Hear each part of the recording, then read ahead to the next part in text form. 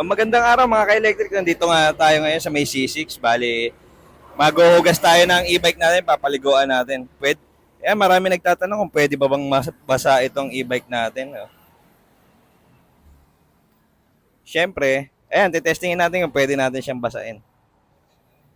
Ito, porket umuulan, hindi nyo na siya papaliguan dahil maano din, mapuputikan. Yan, sige. Maghuhulog lang tayo ng 5 piso dito.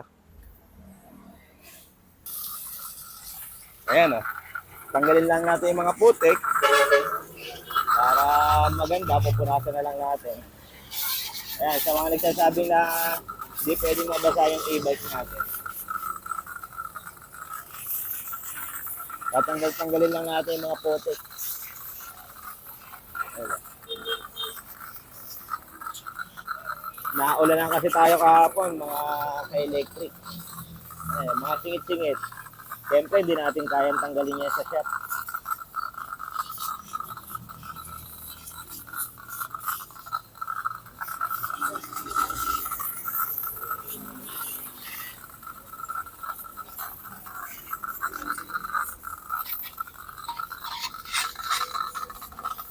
Ayan, makapala yung putik, di na kaya ng pressure relaxer.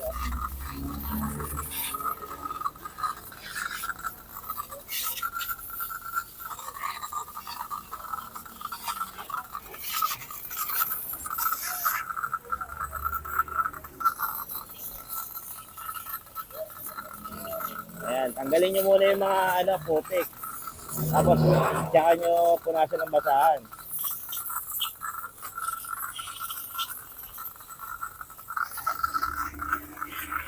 Ayan, eh.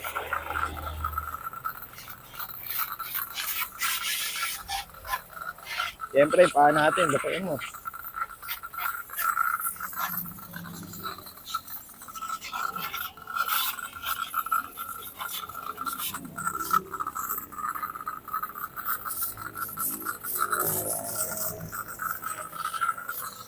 Yung mga caliper nyo, may mga sumisingit dyan.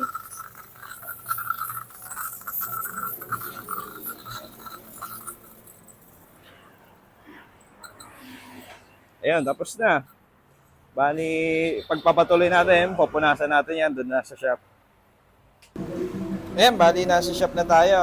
Siyempre, pagkatapos yung paliguan, tutuyuin nyo muna bago kayo maglagay-lagay ng mga kung ano-ano. Ayan. Tuyuin muna natin.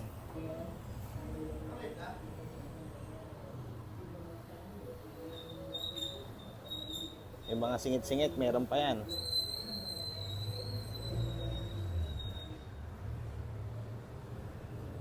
Ayan o, kung nakikita nyo, may mga putik pa din. Oh.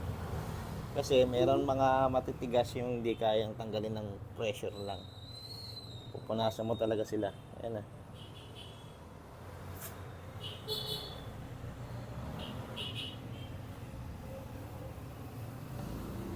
Ayan, punasan mo muna natin lahat. Ayan, bali na tuyo na natin yan. Bali gagamitan na natin siya nito. Magic ano to? Alam nyo na kung ano yung magic ano na yan. Yan, spray mo muna sa lahat. Siyempre, lahat yan pupunasan natin para maganda yung kulay niya ulit. Yan.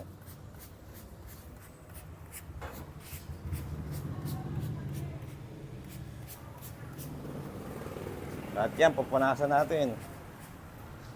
Huwag yung tipirin yung e-bike nyo. Ayan o. Lahat yan.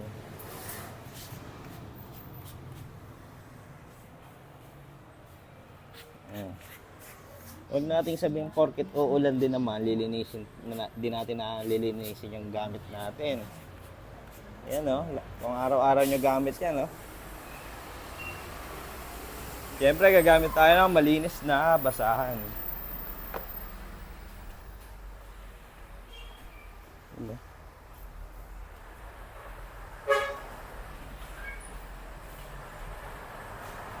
Ganun lang ulit. Punasan lang natin ulit. Para hindi magtampo yung ano natin, mga gamit natin.